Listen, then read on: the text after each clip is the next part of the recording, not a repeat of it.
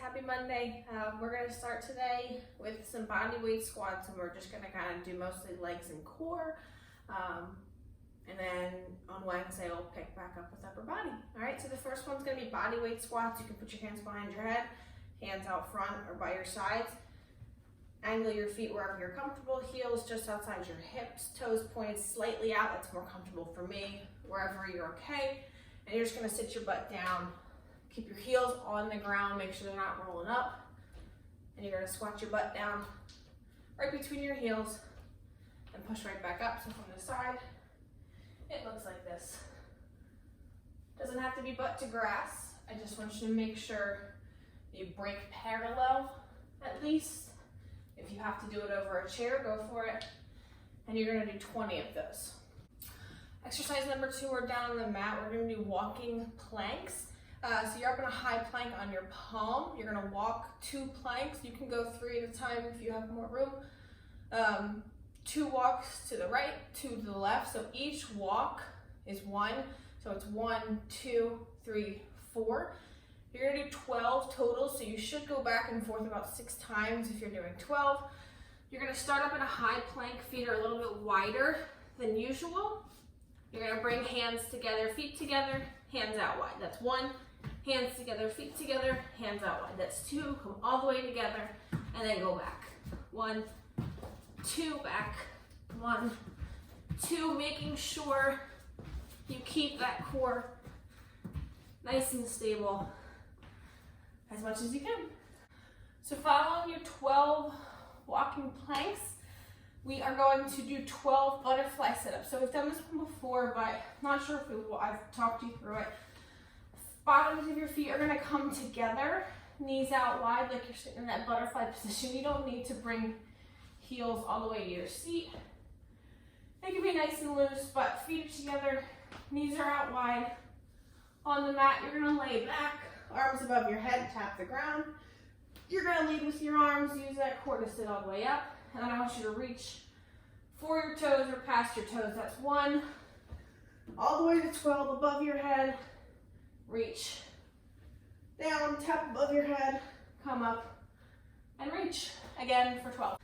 Exercise number 4, we're gonna bring it back up to a standing position for Cossack Squats. You're gonna go as wide, I wanna say as wide as you can, but if you're super flexible, you obviously don't wanna be too wide. But a nice little triangle with your feet and your hips here, toes pointed forward the entire time.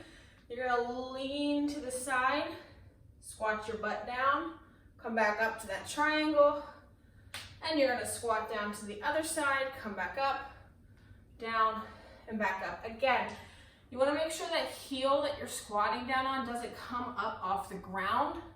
So you wanna try and sit your butt back and down. Also, same for the squats.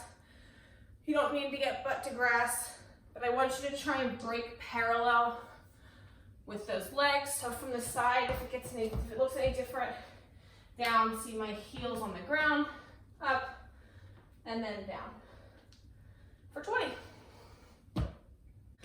So following the squats, we're gonna get down on the mat again, back into a high plank position for a 3-point mountain climber. It's not a quick mountain climber, it's nice and slow, but it's for the core.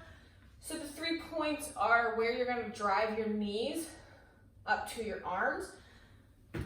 Every 3 points, I'll tell you, every 3 points is 1 rep. So if that makes sense, you're gonna come up to a high plank, you're gonna bring 1 knee out wide, then straight forward to that same elbow, then to the opposite. So out wide, same elbow, opposite. So out wide, straight forward, opposite is 1.